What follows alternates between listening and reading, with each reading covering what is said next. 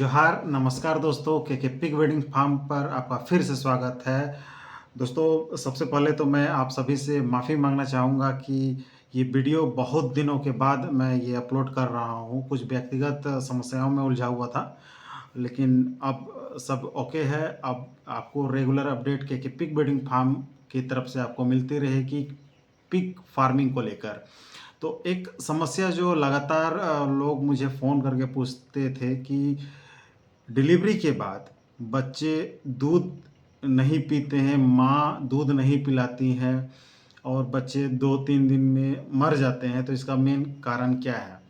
दोस्तों, इस टॉपिक पे आगे बढ़ते हुए मैं आपको ये बताना चाहता हूँ कि डिलीवरी के बाद बच्चे दूध नहीं पीते हैं, उसका सबसे अहम पहला पॉइंट ये है कि डिलीवरी के बाद आप ध्यान नहीं दे पाते हैं कि जब डिलीवरी हो जाती है तो प्लेसेंटा या जर झाल जो आप अपने लोकल लैंग्वेज में जो बोलते हैं, डिलीवरी के बाद जो झाल प्लेसेंटा जो गिरता है वो मादा सुकरी खा जाती है और मादा सुकरी खाने के बाद दूध का प्रभाव धीरे धीरे कम और ख़त्म हो जाता है। तो इससे कैसे निपटा जाए? तो दोस्तों, मैं आपको बताना चाहूँगा कि हमें तो एक तो हमें पहले ध्यान देना चाहिए कि मादा वो प्लासेंटा ना खा पाए। जैसे वो जर या झाल या प्लासेंटा जब गिराती है तो हमें कोशिश करना चाहिए वो झाल को मादा के नज़रों से बचाते हुए उसे कहीं गाड़ दें ज़मीन पे। और अगर बाई चांस ऐसा नहीं हो पाता है, बहुत सारा डिलीवरी जो है रात में होती है और किसान बंधु उस पर ध्यान नहीं दे पाते हैं, तो मैं आपको ये बताना चाहूँगा कि अगर बाई चांस, सबसे पहले तो हमें ये प्लासेंटा को खाने से रोकना चाहिए और बाई चांस अगर मादा अगर उसे खा जाती है तो सबसे पहले इसका मेडिसिन भी है, एक दूधेक्स एक बोलस है, वो आप खिला सकते हैं। लेकिन सबसे आसान तरीका ये है, हमारे गांव घर में कहीं भी पपीता का पेड़ होता है, कच्चा पपीता को आप बारीक काट लें या एक मीडियम साइज़ में उसे काट लें और उसे नमक और हल्दी के साथ बॉईल कर ठंडा कर सुबह शाम 3 दिन खिलाएं। ऐसे तो इसका प्रभाव एक बार में ही, एक दिन में ही भी शुरू हो जाता है, लेकिन अगर ना हो तो 2 से 3 दिन सुबह शाम खिलाएं, दूध का प्रभाव बढ़ जाएगा और बच्चे दूध पीने लगेंगे। और सबसे इम्पोर्टेंट बात, डिलीवरी के तुरंत बाद बच्चों को दूध ज़रूर से ज़रूर पिलाना चाहिए, ताकि वे वो मोर्टेलिटी के शिकार ना हो। दूसरा बात,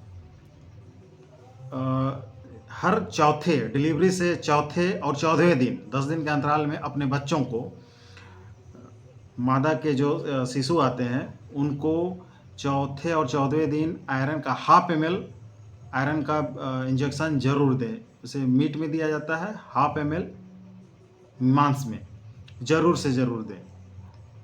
तो आप इस तरह से काफ़ी हद तक अपने पिगलेट्स को मोर्टेलिटी होने से बचा सकते हैं।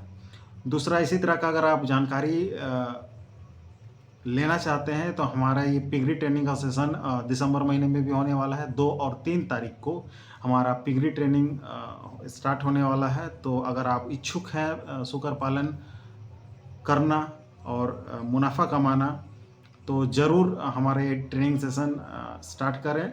स्क्रीन पे दिए गए नंबरों पर आप कॉल करके अपना स्लॉट बुक कर सकते हैं। आपको मैं आगे बढ़ाते हुए ये भी कहना चाहता हूँ कि पिगरी अभी तेज़ी से उभरता हुआ एक व्यवसाय है। हाई डिमांड लो सप्लाई की बातें मैं हमेशा से कहते आ रहा हूँ, लेकिन अभी जो है जो सिचुएशन है, बहुत ही ज़्यादा हद से ज़्यादा डिमांड सब भारत के कोने को, जहाँ इसका कंजप्शन है, जहाँ इसका प्रोडक्शन होता है, सब जगह पोर्क का डिमांड बढ़ गया है, पिगलेट्स का डिमांड बढ़ गया है। बहुत सारे किसान इससे जुड़ रहे हैं, लेकिन अभी भी सप्लाई नहीं हो पा रही है।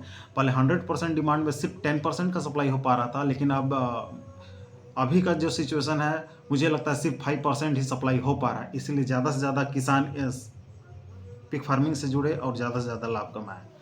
धन्यवाद।